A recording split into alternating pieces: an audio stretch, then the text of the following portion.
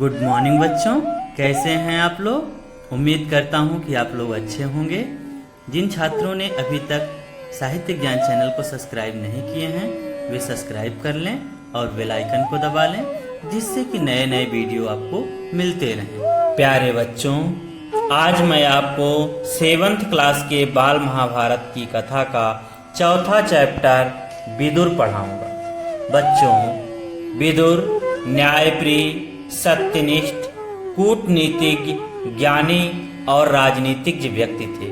उनका महाभारत के युद्ध में महत्वपूर्ण स्थान है। आइए जानते हैं उनके बारे में। बच्चों, विचित्रवीर्य की रानी अंबालिका की दासी की कोख से धर्मदेव का जन्म हुआ था। वह ही आगे चलकर विदुर के नाम से विख्यात हुए। धर्मशास्त्र तथा राजनीति में उनका ज्ञान अथाह था। वह बड़े निष्पृह थे। क्रोध उन्हें छू तक नहीं गया था। युवावस्था में ही पितामह भीष्म ने उनके विवेक तथा ज्ञान से प्रभावित होकर उन्हें राजा धृतराष्ट्र का प्रधानमंत्री नियुक्त कर दिया था। जिस समय धृतराष्ट्र ने दुर्योधन को जुआ खेलने की अनुमति दी, विदुर ने धृतराष्ट्र से बहुत आग्रह पूर्वक निवेदन किया, राजन, मुझे आपका यह काम ठीक नहीं जचता। इस खेल के कारण आपके बेटों में आपस में बैर भाव बढ़ेगा। इसको रोक दीजिए। बच्चों, इस पैराग्राफ में ये बताया गया है कि जो विदुर थे वो कितने दूरदर्शी थे। दूर की बातों को किस प्रकार से समझ लेते थे, पहचान लेते थे कि भविष्य में क्या होने वाला है। वो किसके पुत्र थे? वो विचित्रवीर्य की जो पत्नी थी अंबालिका, उनकी दासी के बेटे थे।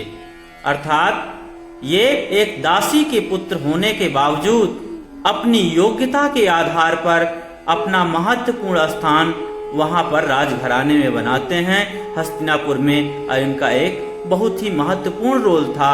और पूरे के पूरे जो महाभारत का युद्ध हुआ उसमें भी आप देखेंगे कि किस प्रकार से वो सत्य के साथ, न्याय के साथ अंतिम दौर तक खड़े रहते हैं, चाहे वो पांडवों की रक्षा करना हो या कि अन्य स्थानों पर राजा को सचेत करना हो।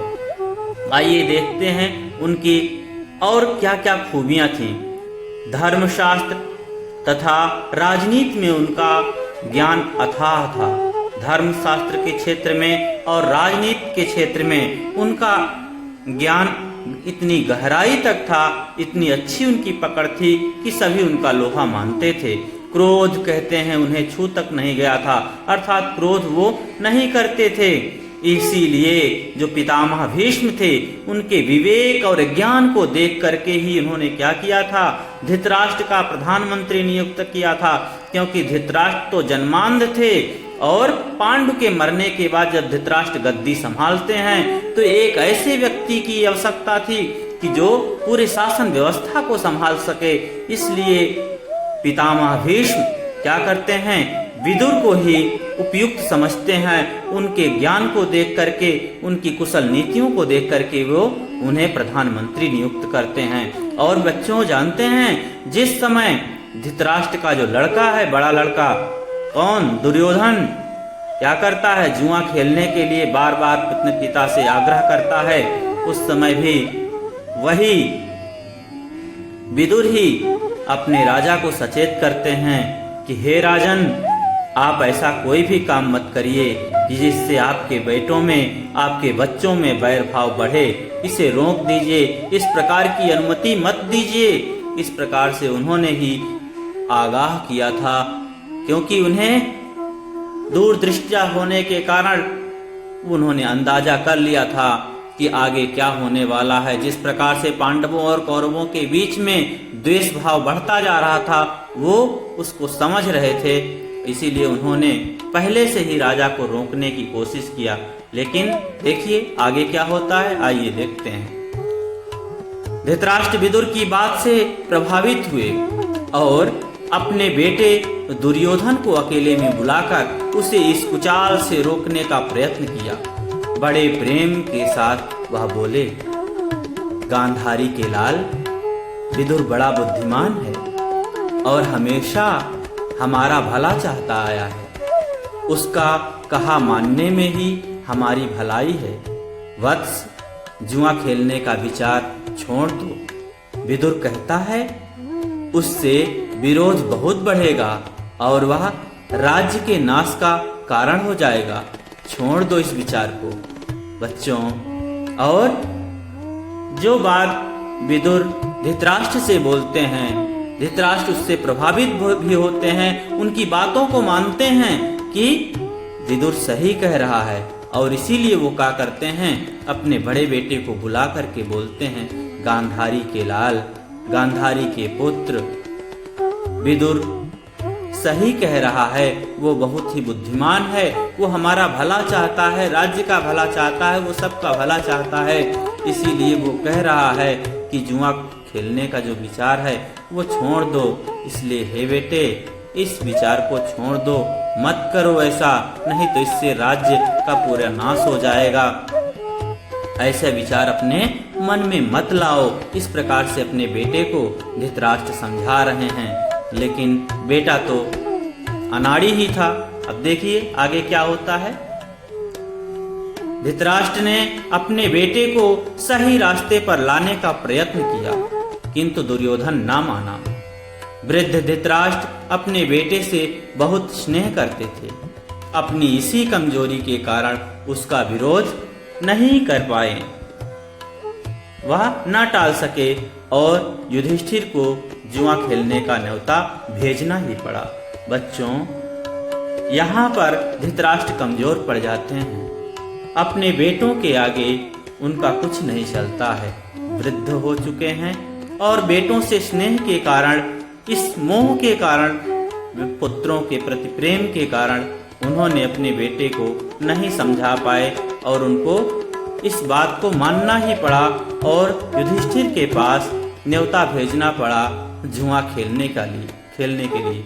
आइए आगे देखते हैं विदुर क्या करते हैं, उनकी क्या नीतियां हैं आगे के लिए, आइए समझते हैं अगले पैराग्राफ में।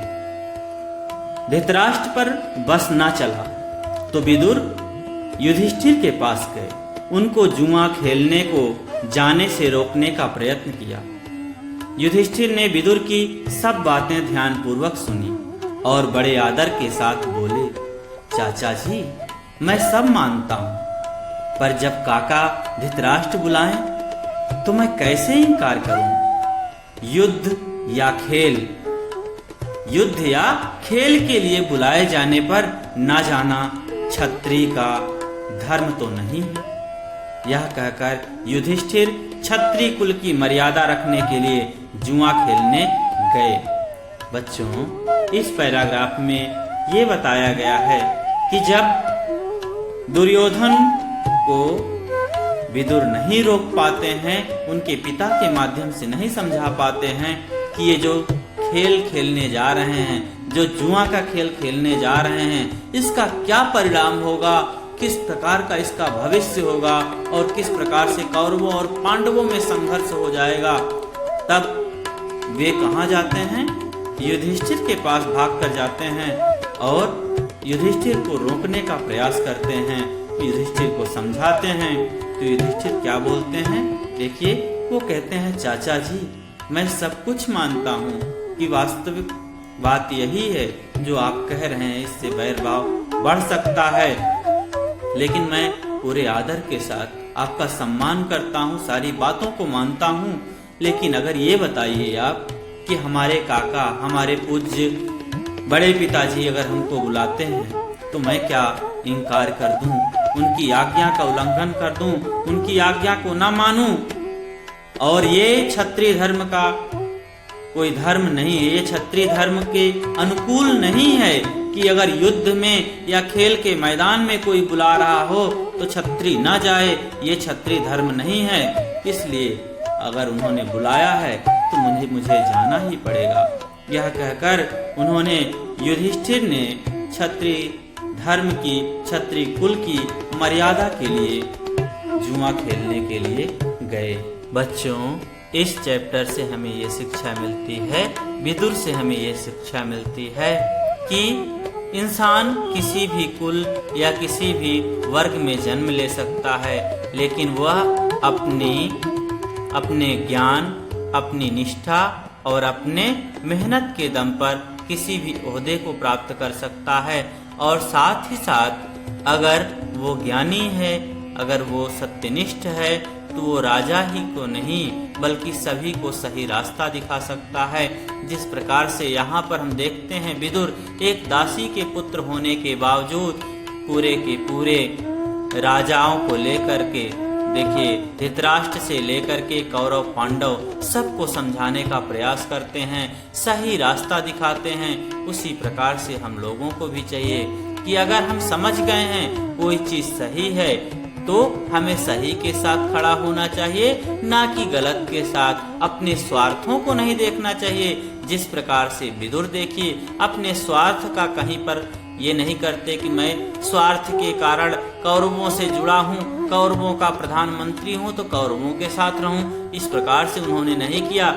जहाँ पांडवों का सहयोग करने की बात आई, उन्होंने पांडवों का भी सहयोग किया, क्योंकि वो जानते थे कि पांडव सही हैं, अपने रास्ते पर हैं, इसलिए वो पांडव का भी सहयोग कर रहे थे। इसीलिए हम लोगों को भी चाहिए कि अगर कोई सही है तो उसका हमें समर्थन करना चाहिए और उसका सहयोग करना चाहिए। बच्चों, इसी के साथ आज का ये चैप्टर समाप्त होता है।